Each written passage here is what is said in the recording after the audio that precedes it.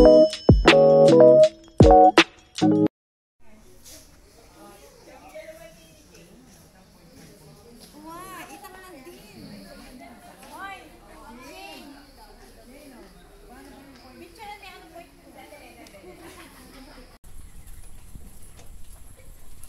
naman po museum, may pagpauwi na kayo sa hapon.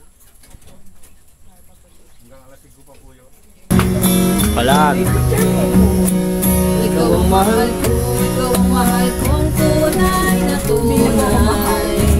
Ang laging panaginip ko ay tanging ikaw. Ibang totoong madalas bumabag sa puso ko ang pagsinyang dalisay. Mahal ko, ikaw ang mahal kong tunay na tunay. Ang puso kong kapag sa pagsinyang di mo alam. Let's go! Yun, magandang tanghali mga boss. So, nandito tayo sa Villa Escudero.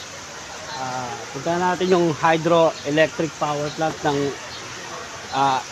Escudero, Villa Escudero. Guys, binuto ng 1872 Spanish era. Tapos nagkaroon to ng power ng 1938 and 1937. So, tara, samahan nyo ako. Let's go!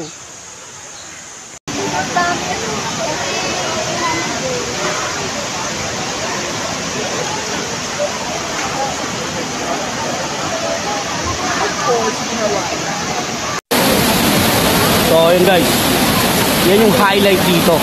So kaya pag pumunta ka rito dapat maligo ka. Kaya nagdala tayo, nagbaon tayo ng shorts at tsinelas. So ipapakita ko sa inyo na naligo tayo dyan. Yung by the way guys, maraming tao rito, may mga foreigner. So dinadayo talaga to. Naligo tayo dito.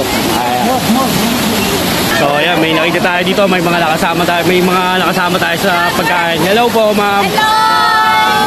Taga-saan po sila ma'am? Taga-Quezon! Ayun, madalas po ba kayo dito? Hindi naman. 2 times. Ayan ma'am, pa-shoutout naman ang family mo. Shout out Edgar Gabi kay Tisha and Diana. Hi to Bim Bim. Jetro and Tete. Ano po yung... Follow ang Castisoy. Yun, marami po salamat. Ma'am, ano yung masasabi nyo rito sa Villa Escudero? Refreshing. Sobrang daming tao, no? Ayaw. Ma'am, paki-invite naman sila rito para mag-drop by sila dito sa Villa Escudero. Ito yung highlight dito eh. Ayan. Punta kayo dito. Yes, magkakaibigan po kayo, no? Yes.